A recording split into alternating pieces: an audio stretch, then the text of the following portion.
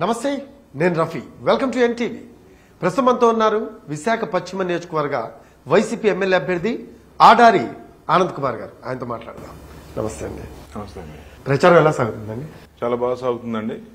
ఈరోజు వైసీపీ అభ్యర్థిగా జగన్మోహన్ రెడ్డి గారు పెట్టిన పథకాలని ప్రజల్లోకి తీసుకెళ్లి గడప గడపకి అనే మన ప్రభుత్వ కార్యక్రమం ద్వారా ఈరోజు ప్రజలందరికీ కూడా చేరువయ్యి ఈరోజు ప్రచారంకి వెళ్ళినప్పుడు మేము అమ్మ ఎలా ఉన్నారని అడుగుతున్నాం తప్ప అమ్మ మా కోటేయండి అనే పరిస్థితి మాకు రావటం లేదు. ఎందుకంటే మేము అడిగినప్పుడు వాళ్ళు ఏ విధంగా రెస్పాండ్ అవుతున్నారు, ఏ విధంగా మాతో ఇంటరాక్ట్ అవుతున్నారు, ఎంతో సొంత మనుషుల్లా మమ్మల్ని ఇంట్లోకి తీసుకెళ్లడం కానీ మాట్లాడడం కానీ, ఒక విధంగా చెప్పాలంటే మాకు ప్రచారం బాగా డిలే అయిపోతుంది. ఎందుకంటే ప్రతి ఇంటి దగ్గర మినిమం 10 నిమిషాలు పడుతుంది. ఈరోజు ఆ విధంగా ఈరోజు పథకాలు పెట్టడం కానీ, ప్రజల్ని కరోనా టైంలో కూడా ప్రజలను ఆదుకోవడం కానీ, ఇవన్నీ కూడా జగన్మోహన్ రెడ్డి గారు ఈ 5 సంవత్సరాల్లో అనేక సంక్షేమ పథకాలు కానీ డెవలప్మెంట్ కార్యక్రమాలు కానీ చేయడం వల్ల ప్రతి ఒక్కరు కూడా సంతోషంగా ఉన్నారు. అందరూ కూడా మమ్మల్ని చాలా హ్యాపీగా రిసీవ్ చేసుకుంటారు. సంక్షేమ పథకాలు ప్రజలందరికీ చేరువయ్యాయా? మీ నియోజకవర్గ ప్రజల కంటే ఏం చెప్తారు? 100% అండి, అందరికీ కూడా చేరువయ్యాయి. టెక్నికల్ ప్రాబ్లం ఉండి కొన్ని వాటికి వెరీ తక్కువ. అవన్నీ కూడా ఏంటంటే సమ్ ఏజ్ డిఫరెన్సెస్ కానీ అటువంటివి ఉండి ఆధార్లో కొద్దిగా ఉండడం వలన ఆలో ఇక్కడే కాదు ఏపీ అంతా కూడా ప్రాబ్లం ఉంది.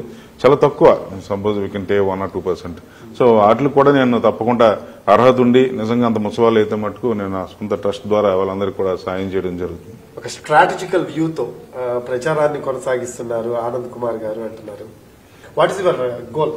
గోల్ అంటే ఏం కాదండి, డే 1 నుంచి కూడా ప్రజలకు అందుబాటులో ఉండడమే నా తాలూకా గోల్. అది నేను అచీవ్ అయ్యాను.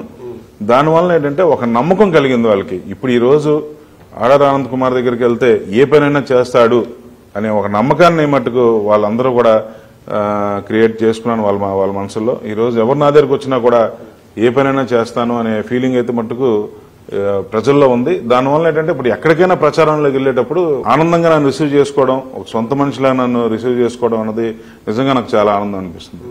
ప్రజా సమస్యల మీద ప్రధానంగా ఎటువంటి ఫోకస్ చేస్తున్నారు మీరంటే ఏం చెప్తారు?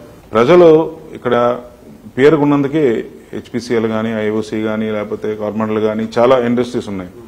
అయితే ఇక్కడ నేను గడప గడపకి వెళ్తున్నప్పుడు మటుకు స్థానికులందరూ కూడా చాలా ఇబ్బందిగా, ఏమండి మేము ఇన్ని సంవత్సరాల నుంచి పుట్టాం, మేము ఇల్లులు ఖాళీ చేసి వాళ్ళకేమో ఊర్లు ఖాళీ చేసి వాళ్ళకేమో ఇండస్ట్రీ పెట్టుకోవడానికి మా ల్యాండ్లు మా వ్యవసాయ భూములు కూడా ఇవ్వడం జరిగింది, కానీ మాకు ఎక్కడ న్యాయం జరగలేదు అనే బాధ అయితే మటుకు వాళ్ళలో ఉంది. వాళ్ళందరూ కూడా ఈరోజు స్థానికంగా ఉన్న లీడర్స్ అందరూ కూడా ఇక్కడ ఎవరైతే ఇప్పుడు దాకా మరి ఎమ్మెల్యేగా గెలిచినా కానీ అక్కడ టీడీపీ నాయకులు కానీ వీళ్ళందరూ కూడా ఈ ఉద్యోగాలను అమ్ముకోవడం తప్ప స్థానికులకు ఎవరు కూడా సరియైన ఉపాధి కల్పించలేదని చెప్పి నాకు చెప్పడం జరిగింది. ఆ రోజు నుంచి కూడా నేను హెచ్పిసిఎల్ మేనేజ్మెంట్తో మాట్లాడడం, ఒక మా అక్కడున్న 7 కార్పొరేటర్స్ ద్వారా, ఆ ఇండస్ట్రీలో ఉన్న ఏరియాలో ఉన్న 7 కార్పొరేటర్స్ ద్వారా ఒక గ్రూప్ని తయారు చేసి వాళ్ళ దగ్గర నుంచి మన జాబ్స్ ఎవరైతే కావాలో, యూత్ కావాలో వాళ్ళకి సుమారుగా 150 మంది వరకు నేను వాళ్ళకి అక్కడ హెచ్పిసిఎల్లో జాబ్స్ వేయించడం జరిగింది. వాళ్ళతో కూడా మాట్లాడడం జరిగింది. ఈ లోపల మనకి ఏంటంటే కోడ్ రావడం వలన గ్యాప్ వచ్చింది. బట్ ఎలక్షన్ అయిపోయిన తర్వాత 100% హెచ్పిసిఎల్తో మాట్లాడి ఎట్టి పరిస్థితుల్లో వాళ్ళందరూ కూడా లోకల్గా ఉన్న వాళ్ళందరూ కూడా మ్యాక్సిమం ఎవరైతే ఉన్నారో అక్కడ లోకల్ పీపుల్ అందరికీ జాబ్స్ వేయించే కార్యక్రమం అయితే చేసే ఆల్రెడీ చర్యలు మేము తీసుకున్నాం. ఇప్పుడు పశ్చిమ నియోజకవర్గంలో జరిగిన అభివృద్ధి ఏంటి అంటే ఏం చెప్తారు మీరు? ఈ వెస్ట్ మొత్తం మీద అండి ఇక్కడ నేను వచ్చేసరికి నాకు అడ్వాంటేజ్ ఏంటంటే గడప గడపకి మన ప్రభుత్వ కార్యక్రమంలో నేను చేయడం అన్నది నాకు చాలా అడ్వాంటేజ్. ప్రజలందరూ కూడా 20 సంవత్సరాల నుంచి 15 సంవత్సరాల నుంచి ఎక్కడ అభివృద్ధి జరగలేదు, ఏంటో ఇక్కడ మాకు ఏమి పరిస్థితి, ఏమి రోడ్డు లేవు, కాలువలు లేవు, ఎవరితో చెప్పుకుందామన్నా లేవు. మరి 10 సంవత్సరాల నుంచి గెలిపించాం, ఒక ఎమ్మెల్యేని గెలిపించాం. 10 సంవత్సరాల నుంచి కూడా 14లో గెలిపించాం. సరే ఏదో చేస్తారనుకున్నా అవ్వలేదు, సరే ఇంకోసారి అవకాశం వద్దాని 19లో గెలిపించాం. ఎప్పుడు కూడా మాకు కనిపించలేదు, కరోనా టైంలో కూడా కనిపించలేదు. మీరు ఏ విధంగా మీరు వచ్చారు, మీరు ఏ విధంగా ఉంటారు, మీరు కూడా అలాగే కనిపించుకుంటా పోతారా అనే ప్రశ్నలు అయితే మటుకు నాకు వస్తూ ఉండి, ఆ రోజు నుంచి కూడా ఎట్టి పరిస్థితుల్లో ప్రజల్లో ఉండి ముఖ్యంగా అభివృద్ధి కార్యక్రమాలు, రోడ్లు కానీ, డ్రైనేజెస్ కానీ, లేకపోతే భవనాలు కానీ, ఇవన్నీ కూడా ఈ నియోజకవర్గంలో ఆ 7 వార్డులు 14 వార్డుల్లో 225 కోట్లు ఈ రోజు అభివృద్ధి కార్యక్రమాలు చేశామనంటే అది నిజంగా మన జగన్మోహన్ రెడ్డి గారు బ్లెస్సింగ్స్ తో ఆయన దగ్గరికి ఎప్పుడు వెళ్ళినా కూడా ఆయన ఇమీడియట్ గా మాకు అండగా ఉండి మాకు అదనంగా మాకు శాంక్షన్ చేసి ఈ రోజు కార్యక్రమాలు చేయడం జరిగింది. మీరు ఎక్కడికి వెళ్ళాలి చూడండి, బ్లాక్ టాప్స్ ఉంటాయి, నీట్ గా కాలువలు ఉంటాయి. 90% నేనైతే తక్కువ టైంలో కేవలం 18 నెలలు నేను పూర్తి చేయడం జరిగింది. మరి ఇంత అభివృద్ధి చేసినప్పుడు ప్రజలు ఏ విధంగా రిసీవ్ చేసుకుంటారు? ఆనందంగా రిసీవ్ చేసుకుంటారు. ఆ నమ్మకాన్ని ఎప్పుడైతే అన్నారో నన్ను నువ్వు కూడా వాళ్ళలాగే వెళ్ళిపోతావా కనిపించుకుంటా ఓటేయించుకొని అనే థాట్ నుంచి ఒక నమ్మకాన్ని తెచ్చుకోగలిగాను. ఆహా, వీడు మన మనిషి, మనతో ఉంటాడు అనే నమ్మకాన్ని అయితే నేను తెచ్చుకోగలిగాను. ఏంటంటే మీరు స్థానికేతరుడు అనే ఒక టాపిక్ తెర మీదకి వస్తుంది. మరి వాళ్ళకి తెలియదేమో, నేను ఇక్కడే పుట్టినోడిని, ఇక్కడే పెరిగినోడిని, ఇక్కడ విశాఖ డైరీలోనే. వీళ్ళెవరైనా ఎక్కడికైనా వెళ్ళిపోవచ్చేమో కానీ నా జీవితాంతం ఉండేది ఇక్కడ విశాఖ డైరీలో. వెస్ట్ మధ్యలో నడి మధ్యలో ఉంది. ఎవరైనా కూడా ఇలాగ ఒక ఫోన్ కాల్ చేస్తే ఎక్కడికైనా 5 నిమిషాలు వెళ్ళిపోయే దూరంలో ఉన్నాను నేను. 3 సార్లు నాకు అవకాశం ఇచ్చారు. నేను ఇది చేశాను అది చేశాను అని చెప్పుకోలేక ఈరోజు స్థానికేతరుని తీసుకొస్తున్నారు. ఇంకొక డౌట్ కూడా నాకుంది. స్థానికేతరుడు అని అంటున్నారు కదా, నిజమే. మరి 5 సంవత్సరాలు కూడా ఈ స్థానికేతరుడు అన్నవాడు ప్రజలకు ఎంత దగ్గరగా ఉన్నాడు, ప్రజలకు ఎంత అందుబాటులో ఉన్నాడు, ప్రజలకి కష్టాలు వస్తే కరోనా టైంలో ఎక్కడున్నారు అనే విషయాన్ని ప్రజలు కూడా తెలుసుకోవాలని నేను భావిస్తున్నాను. అలా అన్నప్పుడు కూడా ప్రజలు కూడా అడుగుతున్నారు వాళ్ళని. నువ్వు అలా అంటున్నారు కదా మీరు, మరి అంత స్థానికేతరుడు కూడా 5 సంవత్సరాలు ఎక్కడ కనిపించుకుంటే వెళ్ళిపోయారు కూడా ప్రజలు కూడా వాళ్ళని అడుగుతున్నారు. సుదీర్ఘ ప్రయాణం నాన్నగారిది, తులసిరావు గారిది, 36 ఏళ్ల అంటే పాల వ్యాపారం. సో ఓవరాల్ గా ఈ 36 ఇయర్స్ ఆఫ్ ఇండస్ట్రీ టైంలో కూడా టీడీపీతో ఎంతో సఖ్యతగా ఉంటూ వచ్చారు ఆయన అకాల మరణం నిజంగానే అదొక బాధాకరమైన అంశం. ఆఫ్టర్ దట్ మీరు అది మొత్తం తీసుకోవాల్సి వచ్చింది. ఓవరాల్ గా మీరు హ్యాండ్ ఓవర్ చేసుకున్నారు. సో ఎలా అనిపిస్తుందండి? అంటే అప్పటికి ఇప్పటికి ఒకప్పుడు ఏంటంటే నాన్నగారు చూసుకునే అంశాలు అవన్నీ కూడా ఇప్పుడేమో మీ చేతిలోకి వచ్చింది. So how do you feel దీని గురించి? What is your comments? మరి ఇన్నాళ్ళు టీడీపీలో 36-37 సంవత్సరాలు సర్వీస్ చేశారు. అక్కడ చేసినా కూడా ఎటువంటి గుర్తింపు అప్పుడు లేదు. పార్టీలో ఉన్నప్పుడు కూడా మాకు ఎప్పుడు కూడా ఏ పదవులు ఇవ్వడం కానీ లేకపోతే ఏదైనా చేయడం కానీ నామినేటెడ్ పోస్టులు కానీ అటువంటి ఏమీ లేవు. మేము అడగలేదు కూడా. ఎప్పుడు కూడా పార్టీ ఏం చెప్తే పని చేసుకుంటూ వెళ్ళడం తప్ప ఏ విధంగా కూడా మేము పార్టీ నుంచి కూడా ఏమీ ఆశించలేదు. అటువంటిది ఆయనకి ఏంటంటే చనిపోయినప్పుడు ఆ విధంగా ఆయన గౌరవం ఇచ్చారు చంద్రబాబు నాయుడు. సరే, ఇంకా దాని గురించి కూడా నేను పెద్ద పట్టించుకోవట్లేదు. అది ఇంకా నేనున్నాను అనే భరోసా కొనసాగుతుందా జగన్ గారి దగ్గర నుంచి? నా విషయం కాదు, ఎవరైనా కూడా ఆయన నమ్ముకొని ఉన్న వాళ్ళందరూ కూడా ఈరోజు అన్యాయం అయిపోయే పరిస్థితి ఎప్పుడూ లేదు సార్. ఎవరైనా ఇటువంటి కార్యకర్తని ఒక్కడనే కాదు, ఎవరైనా కూడా ఒక రోజు వస్తుంది, మన ఓపిక పట్టాలా. ఎందుకంటే ఆయన కూడా ఒక రాష్ట్రానికి ముఖ్యమంత్రి, ఒక పార్టీకి అధినేత. సో ఇక్కడ ఆనంద్ కుమార్ ఒకడే కాదు, నాలాటోళ్ళు చాలా మంది ఉంటారు. సో మనం ఓపిక పడితే ఒక రోజు అంటూ మనకు వస్తుంది. ఆ రోజు వచ్చినప్పుడు తప్పకుండా ఆయన ఆ ప్లేస్ లో కూర్చోబెడతారు. ఆ నమ్మకం ప్రతి కార్యకర్తకు ఉంది. ఆనంద్ యాప్ అనేది ఒకటి క్రియేట్ చేశారు, మీతో ఆనంద్. ఈ ఆపరేషన్స్ ఎలా ఉంటాయండి? అంటే లైక్ ఈ ఆనంద్ యాప్ ఆపరేషన్స్ అసలు దాని స్ట్రక్చర్ ఏంటి? ఏం లేదండి, ఎవరైనా కూడా దాంట్లో గ్రీవెన్స్ తీసుకోవచ్చు. ఆ గ్రీవెన్స్ లోని ఇప్పుడు కాలువలు అవ్వచ్చు, లేకపోతే డ్రైనేజెస్ కానీ, రోడ్లు కానీ, అంటే ఎనీథింగ్, ఎనీ గ్రీవెన్సెస్, జాబ్స్ కానీ ఏదైనా కూడా వాళ్ళు ఏ విధంగా గ్రీవెన్స్ ఉన్నా వాళ్ళు మనకు పంపిస్తే కాల్ సెంటర్ ఉంది ఇక్కడ. కాల్ సెంటర్ ద్వారా 10 మంది వరకు కూడా పనిచేస్తూ ఉంటారు. ఆ 10 మంది కూడా వార్డ్స్ వైజ్ డివైడ్ చేసి ఉంటుంది. సో ఆ వార్డ్ వైజ్ వాళ్ళందరూ కూడా వాళ్ళతో మాట్లాడి అక్కడ స్థానికంగా ఉన్న నాయకులకి ఇన్ఫార్మ్ చేస్తారు. ఆ ఇన్ఫార్మ్ చేసిన దాన్ని బట్టి వాళ్ళు ఇమీడియట్ గా అక్కడికి వెళ్ళి ఎటువంటి ఇబ్బంది అయినా ఉన్నా అది జీఎంసీ నుంచి జాబ్స్ అయితే నాకు పంపిస్తారు. ఇలాగా అనేక విధంగా అక్కడ వర్క్ జరుగుతూ ఉంటది. సో ఎప్పుడైనా కూడా మాక్సిమం 1 వీక్ లో కూడా వర్క్ ని సాల్వ్ చేసే కార్యక్రమం మేము చేస్తాం. విశాఖ డైరీ చైర్మన్ గా ప్రజలకి సమయం ఇవ్వగలుగుతున్నారా అంటే ఏం చెప్తారు? తప్పకుండా అండి. విశాఖ డైరీ చైర్మన్ గా ఎప్పుడు కూడా నేను ఎంత బిజీగా ఉన్నా కూడా నా షెడ్యూల్ ఎక్కడో దగ్గర నేను పెట్టుకుంటాను. ఎవరికి కష్టం వచ్చినా కూడా నాకు, ఎందుకంటే మా టీం ఉన్నారు కాబట్టి, ఈ జస్ట్ ఈ 1 మంత్ కొద్దిగా గ్యాప్ వచ్చింది కానీ మొన్నటి వరకు ఎప్పుడైనా కూడా నేను వాళ్ళకి అందుబాటులో ఉంటాను. అండ్ ఎంత బిజీగా ఉన్నా మధ్యాహ్నం మటుకు వాళ్ళకే టైం కేటాయిస్తాను నేను. విశాఖ పశ్చిమ నియోజకవర్గానికి ఆనంద్ కుమారే ఎందుకు అంటే ఏం చెప్తారు? ఈ రోజు ప్రజలు నేను ఒకటే చెప్పదలుచుకున్నాను. నేను వచ్చిన తర్వాత గర్వంగా అనేక మందికి నేను ఈరోజు దగ్గరుండి ఎన్నో కార్యక్రమాలు చేయడం జరిగింది. ఇల్లులు కానీ, పెన్షన్స్ కానీ, లేకపోతే ఇందాక మీరు చెప్పాను మీతో ఆనందంలో రకరకాల గ్రీవెన్స్లు కానీ, నిత్యం వాళ్ళతో ప్రజలందరితో కూడా ఈ రోజు నేను ఉండడం కానీ 18 నెలల్లో కూడా వాళ్ళకి ఎటువంటి కష్టం వచ్చినా కార్యకర్తల దగ్గర నుంచి అందరికి ఎంతో మందికి సర్జరీ చేయించాను. హార్ట్ క్యాంప్స్ పెట్టాను, ఐ క్యాంప్స్ పెట్టాం, అలాగే గైనిక్ క్యాంప్స్ పెట్టాం. చాలా అన్నిటికి కూడా ఇమీడియట్ గా రెస్పాండ్ అయ్యి ఈ రోజు క్యాంప్ పెట్టి వదిలేయడం కాదు. అక్కడ సర్జరీ ఉందనంటే ఆరోగ్యశ్రీ ఉంటే పర్వాలేదు, లేదు ఆరోగ్యశ్రీ రాదు అని అనుకుంటే మటుకు ఎట్టి పరిస్థితుల్లో ఆరోగ్యశ్రీలోకి తీసుకొచ్చి అంటే మా ట్రస్ట్లోకి తీసుకొచ్చి వాళ్ళకి సర్జరీ చేయడం జరిగేది. అలాగే అనేక మంది ఉన్నారు. మీ నాన్నగారు ఏవైతే సంక్షేమ కార్యక్రమాలు ఏవైతే చేశారు అవన్నీ కొనసాగుతున్నాయి ఇప్పుడు? ఎస్, 100% ఇంకా పెరిగాయండి.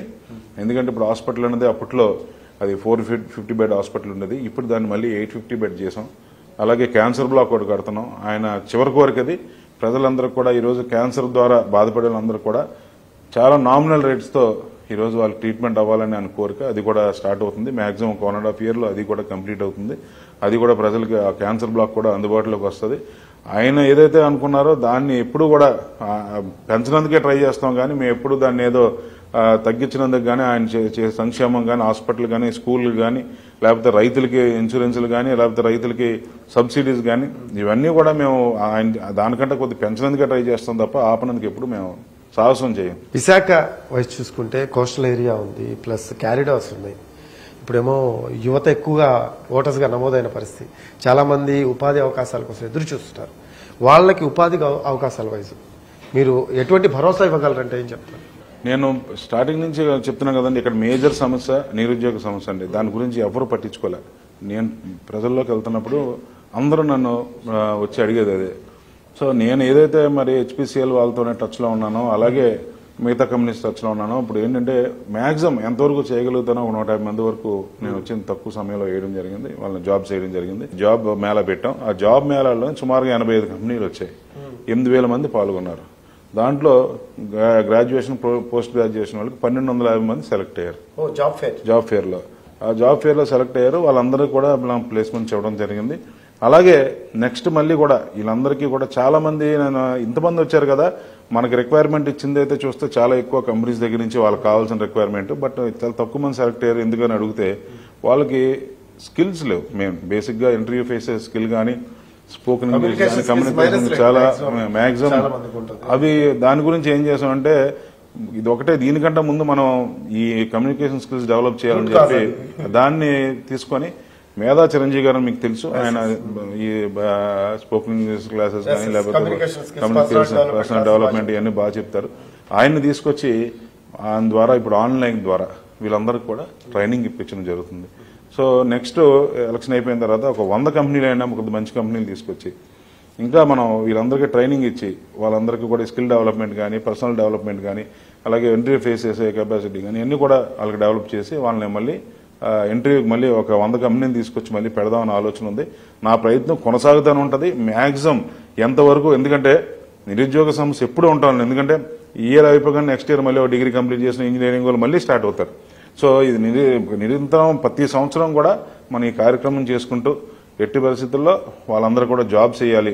అట్లీస్ట్ 50-60% మనం జాబ్స్ చేయాలనే ఉద్దేశంతో నేను నా ప్రయత్నం చేస్తాను. రూట్ కాజ్ దగ్గర నుంచి అన్ని అవగాహన ఉన్నాయి కాబట్టి ఉపాధి అవకాశాలు కల్పించడం పెద్ద మ్యాటర్ కాదు అంటారు. అంతే. ఒక చిన్న క్లారిఫికేషన్ అండి, విశాఖ డైరీని దెబ్బ కొట్టే ప్రయత్నం జరిగింది అనేది ఒక వాదన వినిపిస్తుంది. ఇందులో వాస్తవం ఉందంటారా? ఉందండి, వాస్తవం ఉంది. మరి ఎప్పుడైతే హెరిటేజ్ అనే కంపెనీ వచ్చిందో ఆ రోజు నుంచి కూడా దీని వెనకాతల ఏదో బ్యాక్గ్రౌండ్గా ఒక దెబ్బ కొట్టే కార్యక్రమం అయితే జరుగుతుందని తెలిసింది. అయితే ఈ విశాఖ డైరీ అన్నది నాన్నగారు కష్టపడి ఆయన 37-38 సంవత్సరాలు ఆయన కష్టపడి ఎంతోమంది రైతుల కష్టంతో ఈ విశాఖ డైరీని ఈ స్థాయికి తీసుకొచ్చారు. ఆయన్ని ఆయన కష్టాన్ని గ్రహించి వాళ్ళు ఇంకా మంచిగా ఆయన్ని రిసీవ్ చేసుకొని రైతులందరూ కూడా ఎక్కడికి వెళ్ళినా దేవుళ్ళ చూస్తారు. ఇప్పుడు ఈ రోజు ఏ గ్రామంలోకి వెళ్ళినా కూడా ఆయన విగ్రహాలు పెట్టడం కానీ నాకు కూడా నేను వెళ్ళను, విగ్రహాలు పెట్టిన దగ్గర కూడా నేను వెళ్ళను.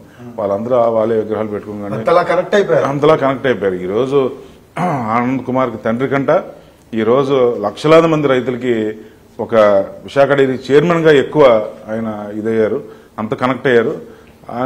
అటువంటిది విశాఖ డైరీని కేవలం ఒక ప్రైవేట్ డైరీ కోసం దాన్ని ఇబ్బంది పెట్టడం అనేది అంతవరకు కరెక్ట్ కాదు. మరి నాకు తెలుసు అంటే ఏం జరిగిందనేది పూర్తిగా తెలియదు కానీ బట్ ఆయన మటుకు చాలా ఇబ్బంది పడ్డారు చాలాసార్లు. మరి ఏమన్నా దెబ్బ కొట్టే ప్రయత్నం జరిగితే ఖచ్చితంగా బాధ అనిపిస్తుంది. అది ఎప్పుడైనా ఎక్స్ప్రెస్ చేశారా? చేయలేదు.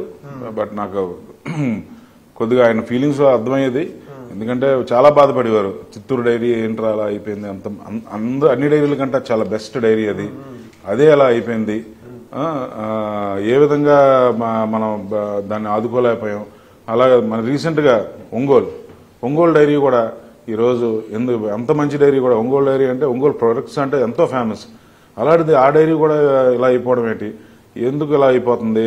స్లోగా ఒక్కొక్క డైరీని కూడా వీళ్ళు నెమ్మదిగా మా రైతులకి దూరం చేస్తున్నారు, రైతులకు అన్యాయం అవుతుందనే బాధ అయితే మటుకు ఆయనలో ఉండేది. విశాఖ పశ్చిమలో SC ST BC minority voters ని కాసేపు పక్కన పెడితే నార్త్ ఇండియన్ ఓటర్స్ అండి మెయిన్ కీ రోల్ ప్లే చేస్తూ ఉంటారు. సో ఆ నార్త్ ఇండియన్ ఓటర్స్ కి సంబంధించి మీరు ఎటువంటి భరోసా ఇస్తున్నారు? అలాగే నార్త్ ఇండియన్ ఓటర్స్ ని ఆకట్టుకోవడానికి ఎటువంటి ప్రయత్నం చేస్తారు? జనరల్ గా నార్త్ ఇండియన్ ఓటర్స్ అంటే కొద్దిగా డిఫెన్స్ వాళ్ళు ఎక్కువ మంది ఉన్నారండి. వాళ్ళతో ఎప్పుడు కూడా పబ్లిక్ కనెక్టివిటీ కానీ పొలిటికల్ కనెక్టివిటీ కానీ చాలా తక్కువ. నేను వచ్చిన తర్వాత వాళ్ళు కూడా కొద్దిగా ఎంతైనా ఉన్న ఇన్ఫ్రాస్ట్రక్చర్ సరౌండింగ్ కానీ ఇవన్నీ కూడా డెవలప్ చేయడానికి నేను చాలా కృషి చేశాను. సో దానివల్ల ఏంటంటే ఈ మధ్యన చాలా మంది నాకు కనెక్ట్ అయ్యారు. వాళ్ళందరూ కూడా ఏంటంటే చాలా హ్యాపీ ఫీల్ అవుతున్నారు, మీరు బాగా చేస్తున్నారని. అలాగే నార్త్ ఇండియన్స్ కొంతమంది సివిలియన్స్ కూడా ఉన్నారు, లైక్ వ్యాపార పరంగా వచ్చిన వాళ్ళందరూ అయితే మటుకు పూర్తిగా 100% నేను చేసిన అభివృద్ధి కార్యక్రమాలు కానీ వాళ్ళతో నేను ఇంటరాక్ట్ అయ్యే పరిస్థితి కానీ వాళ్ళతో 1-to-1 ఇంటరాక్షన్ కానీ ఇవన్నీ వీటి వల్ల ఏంటంటే వాళ్ళందరూ కూడా తప్పకుండా ఈసారి వైఎస్ఆర్సీపీ పార్టీకి ఆర్డర్ ఆనంద్ కుమార్ చేయాలని అయితే మటుకు వాళ్ళందరూ కూడా ఒక నిర్ణయానికి వచ్చారు. అది గతంలో ఎప్పుడు అలా ఉండేది కాదు. ఇప్పుడైతే మటుకు వాళ్ళందరూ వన్ సైడ్గా వైఎస్ఆర్సీపీ పార్టీకి చేరేందుకు అయితే వాళ్ళు. ఇక్కడ పశ్చిమలో ఎంప్లాయీస్ చాలా మంది ఎక్కువగా ఉన్నారండి. ఎంప్లాయీస్కి ఏదైనా సమస్య వస్తే బయటికి చెప్పుకోలేరు. వాళ్ళకి బాగా దగ్గరకున్న వ్యక్తులతోనే ఎక్కువగా వాళ్ళ సమస్యల్ని వివరిస్తూ ఉంటారు. మీ దగ్గర వాళ్ళు చాలా ఓపెన్గా వాళ్ళ సమస్యల్ని ఎక్స్ప్రెస్ చేసుకోగలుగుతున్నారు అనేది నేను విన్నాను. సో వాళ్ళతో మీరు ఆ బాండింగ్ ఎలా క్రియేట్ చేసుకున్నారంటే ఏం చెప్తారు? నిజమేనండి. ఎందుకంటే స్టార్టింగ్లో నేను వచ్చినప్పుడు ఒక కంపెనీలో ఒక ఇన్సిడెంట్ జరిగింది. కంపెనీ పేరు చెప్పడం కరెక్ట్ కాదు. ఇన్సిడెంట్ జరిగితే చేస్తున్నప్పుడే ఒక అతను కంపెనీలో చనిపోవడం జరిగింది. అన్ఫార్చునేట్గా ఆ కంపెనీ రూల్స్ అండ్ వాళ్ళ పద్ధతి ప్రకారం ఏంటంటే ఆ కంపెనీ నుంచి అయితే ఏది రాదు తనకి. కానీ చూస్తే చాలా పేదవాళ్ళు, 2 పిల్లలు. నేను వాళ్ళ పిల్లలు కూడా పాపం అక్కడే తీసుకొచ్చి ఉన్నారు. బాధ అనిపించి నేను కంపెనీ వాళ్ళతో మాట్లాడడం జరిగింది. సో హౌఎవర్ వాళ్ళ మేనేజ్మెంట్తో మాట్లాడి మా పొద్దున్న వెళ్తే రాత్రి వరకు అయిపోయిందండి వాళ్ళతో మాట్లాడి ఒప్పించినందుకు. ఎప్పుడైతే నేను అలా చేశానో వాళ్ళు ఒక భరోసా తెచ్చుకున్నారు, మన గురించి ఒక వ్యక్తి ఉన్నారు, వాళ్ళ మీద శ్రద్ధ పెట్టి వాళ్ళ సమస్యను తీర్చిన తర్వాత వాళ్ళకు క్లారిటీ వచ్చింది. సుమారుగా ఆ కంపెనీ ద్వారా 16 లక్షల వరకు ఇప్పించడం జరిగింది. సో నేను కూడా దాంట్లో కొద్దిగా సాయం చేశాను వాళ్ళకి. సో దానివల్ల ఏంటంటే మనల్ని అయితే కష్టాల్లో ఉంటే మనల్ని ఆదుకునేవాడు ఒకడు ఉన్నాడనే ఫీలింగ్ తో ఎవరైనా కూడా వచ్చి నాతో కొద్దిగా ఓపెన్ గా మాట్లాడారు. ఖచ్చితంగా దగ్గర అవుతూ కొద్దీ మౌత్ టాక్ కూడా ఎక్కువగా ఉంటుంది. చాలా మంది చేరువయ్యే ప్రయత్నం కూడా చేస్తారు. సో అదొక ప్లస్ మీకు. Okay, coming to one more thing అండి. ఇక్కడ లైక్ ఈ క్యారిడార్స్ కావచ్చు, ఇవి డెవలప్మెంట్ కావచ్చు. నెక్స్ట్ మన జగన్ కూడా చెప్పడం జరిగింది, నా ప్రమాణ స్వీకారం విశాఖ నుంచే ఉంటుంది అని. ఖచ్చితంగా మీ రోల్ కూడా ఉండాలి దీంట్లో, విశాఖలో నో డౌట్ దాంట్లో. సో జగన్ ప్రమాణ స్వీకారానికి సంబంధించి మీ రోల్ ఎలా ఉండబోతుంది అంటే ఏం చెప్తారు? మీరు ఆ మాట చెప్పగానే చాలా ఆనందం అనిపించింది, ఒక వైబ్రేషన్స్ వచ్చే బాడీలో. తప్పకుండా అండి, వీఆర్ వెయిటింగ్ ఫర్ ఇట్. జరుగుతుంది. ఇక్కడ ప్రజలందరూ కోరుకుంటున్నారు. తప్పకుండా ఇక్కడ విశాఖ ప్రజలందరూ కూడా ఆయన ప్రమాణ స్వీకారం ఇక్కడే జరగాలని చెప్పి ఉత్తరాంధ్ర ప్రజలందరూ కూడా కోరుకునేది అదే. త్వరలో ఆ కోరిక కూడా తీరబోతుంది. ఎందుకంటే బయట ఎంతమంది ఏం చెప్పినా కూడా but voters are very silent, they're ready to vote for fan. Why not 175 ఊరుకునే అనలేదు ఆయన, ఏదో వేగ్గా ఇప్పుడు వై నాట్ 175 అనలేదు. ఓట్లు రేపు పొద్దున కౌంటింగ్ లో తెలుస్తుంది. మీ నియోజకవర్గంలో ఎల్జీ పాలిమర్స్ సంఘటన జరిగింది. ఆ టైంలో మీరు ఎలా అండగా నిలిచారంటే ఏం చెప్తారు? ఈరోజు అండి స్థానికంగా ఉన్నప్పుడు ఎమ్మెల్యే కానీ టీడీపీ పార్టీ కానీ ఎవ్వరూ కూడా అందుబాటులో లేని పరిస్థితి. ఆ రోజు అక్కడ ఆ స్థానికంగా జరిగిన ఇన్సిడెంట్లో, ఎల్జీ పాలిమర్స్లో జరిగిన ఇన్సిడెంట్లో మా నాయకులు మార్నింగ్ 5-5:30 కల్లా వెళ్ళి మొత్తం ప్రజలను లేపి, కొంతమంది స్పృహ పడిపోతే వాళ్ళందరినీ కూడా లేపి మళ్ళీ వాళ్ళ బల్ల మీద ఎక్కించుకొని ముందు అక్కడి నుంచి ఆ ఏరియా నుంచి ఏదైతే ఆ గ్యాస్ లీక్ అయినా మొత్తం వెళ్ళిన ఏరియా నుంచి బయట పెట్టడానికి ఎంతో కృషి చేశారు. అది తెలిసిన మన ముఖ్యమంత్రి గారు మీ అందరికీ తెలుసు. ప్రతి ఒక్కరు కూడా టీడీపీ వాళ్ళేమో మీరు 25 లక్షలు ఇవ్వాలి, ఒకలేమో 10 లక్షలు ఇవ్వాలి, ఒకలేమో 30 లక్షలు ఇవ్వాలి, ఇవన్నీ చెప్తూ ఉంటే ఆయన డైరెక్ట్గా వచ్చి చనిపోయిన వాళ్ళు ₹1 ఇచ్చి వెళ్ళారు. అది ఎవరు ఊహించలేని పరిస్థితి. ఎందుకంటే ఈ రోజు అక్కడ ప్రజలు ఒక అమాయకులు కేవలం వాళ్ళకి ఏమీ సంబంధం లేకుండా ఓవర్ నైట్ పాపం మనకు తెలియకుండా పడుకొని పొద్దున్న లెగిసరికి చనిపోయి ఉండడం అన్నది చాలా బాధాకరం. ఎందుకు చనిపోయామో కూడా తెలియలేని పరిస్థితి, ఏమైందో కూడా తెలియలేని పరిస్థితి. అటువంటి పరిస్థితుల్లో చాలా మంది కుటుంబంలో ఉన్న పెద్దలు కూడా, అంటే ఎవరైతే ఉద్యోగాలు చేస్తున్నారో కొడుకులు కానీ, అందొచ్చిన కొడుకులు కానీ చాలా మంది చనిపోవడం జరిగింది. వాళ్ళందరూ కూడా ఈరోజు జగన్మోహన్ రెడ్డి గారు ₹1 ప్రకటించడం జరిగింది. కుటుంబం పరంగా ఎవరైనా ఇబ్బంది పడి హాస్పిటల్లో ఉండిపోతే వాళ్ళందరికీ కూడా డబ్బులు సాయం చేయడం జరిగింది. ఇలాగ అన్ని విధాలుగా వైఎస్ఆర్సీపీ పార్టీ మేము అక్కడ పార్టీ తరఫు నుంచి అక్కడ మేము అండగా ఉన్నాం తప్ప ఎవరు కూడా ఆ రోజు కనిపించలేని పరిస్థితి. ఈ రోజు ప్రజలు కూడా ఏదైతే మేము చేసామో అది మర్చిపోలేని పరిస్థితి. ఆ గ్రామ ప్రజలందరూ కూడా ఈ రోజు సీఎం గారు అంటే ఒక దేవుళ్ళో చూస్తారు. కాన్ఫిడెంట్ ఏంటి ఆడారి ఆనంద్ కుమార్ది, నేను గెలవబోతున్నాను అంటున్నారు అంటే ఏం చెప్తారు? ఒకటేనండి, ముందు నుంచి చెప్పేది ఒకటే, I'm with people, I'm for the people. 100% నేను ప్రజల కోసమే ఉంటాను, ప్రజలతోనే ఉంటాను. ప్రజలకు ఎటువంటి ఇబ్బంది వచ్చినా కూడా నేను ఉంటున్నాను. ఆల్రెడీ వాళ్ళు నమ్మారు. ఆ నమ్మకాన్ని ఈ రోజు ఓటు రూపంలో వాళ్ళందరూ కూడా చూపించబోతున్నారు. ఎట్టి పరిస్థితుల్లో ఎవరు నా దగ్గరకు వచ్చినా ఆడారి ఆనంద్ కుమార్ వ్యక్తి దగ్గరికి వెళ్తే ఈ రోజు మనకు పని అయిపోతుంది, ఆయన మాట ఇస్తే మాట మీద ఉంటాడు అనే ఒక భరోసానైతే మెట్టుకుని నేను ప్రజల్లో ఆ నమ్మకాన్ని సంపాదించుకున్నాను. కాబట్టి ఆ నమ్మకాన్ని ఇంకా నేను తప్పకుండా వాళ్ళందరికీ కూడా అందుబాటులో ఉండి ఎటువంటి ఇబ్బంది ఉన్నా కూడా నిలబడతానని సందర్భంగా మీకు తెలియజేస్తున్నాను. ఎస్సీ ఎస్టీలకి ఏం భరోసా ఇస్తారంటే ఏం చెప్తారు? ఈ రోజు ఎక్కడికి వెళ్ళినా కూడా జగన్మోహన్ రెడ్డి గారు ఫోటోని అయితే మటుకు ఈరోజు ఇళ్లలో పెట్టుకుని పూజ చేసే పరిస్థితి. ఎందుకంటే ఈరోజు జగన్మోహన్ రెడ్డి గారు వచ్చిన తర్వాత వాళ్ళకంటూ ఒక భరోసా వచ్చింది. వాళ్ళకంటూ ఒక ఈ పథకాల ద్వారా వాళ్ళకంటూ ఒక గుర్తింపు అంటూ వచ్చింది. వాళ్ళని గుర్తించి వాళ్ళు ఎవరూ లేరు. అందరూ కూడా ఎస్సీ ఎస్టీ అనేసరికి రిజర్వేషన్స్ ఉన్నాయి కదా, వాళ్ళు హ్యాపీగా ఉన్నారు కదా అనుకుంటారు. పాపం వాళ్ళు ఎంత ఇబ్బందులు పడుతున్నారు అన్నది జగన్మోహన్ రెడ్డి గారు ఒక్కలే పాదయాత్రలో గుర్తించి ఆయన వచ్చిన తర్వాత ఈ పథకాల ద్వారా ప్రతి పథకం కూడా వాళ్ళకి అందేటట్టు, ముఖ్యంగా అమ్మఒడి. ఈరోజు అమ్మఒడి అన్నది అందరికీ కూడా ఇది జూన్ నెల వచ్చిందనంటే ప్రతి ఒక్కరి ఇళ్లలో భయం. మీరు అన్నట్టు ఎస్సీ ఎస్టీల కోసం కేవలం జగన్ మాత్రమే నుంచున్నారంటారు. 100%. రైట్. నిధుల విషయంలో జగన్ గారి సపోర్ట్ ఎలా ఉంటుంది మీకు అంటే ఏం చెప్తారు? అంటే ఇప్పటి వరకు మీరు ఉంటూ వచ్చారు నియోజకవర్గ సమన్వయకర్తగా. సో ఆ విషయంలో నిధుల విషయంలో కావచ్చు, అభివృద్ధి పరంగా ఏమన్నా వెళ్లి జగన్ గారికి యాజ్ ఏ సీఎంగా మీరేమన్నా వినతి చేస్తే ఆయన రెస్పాన్స్ ఎలా ఉంటుందండి? ఇమీడియట్ గా అండి ఆయన ఏదైనా ఒక అభివృద్ధి కార్యక్రమం గురించి మనం ఏం చెప్తే ఎక్స్ప్లెయిన్ చేయాలి ఆయనకి.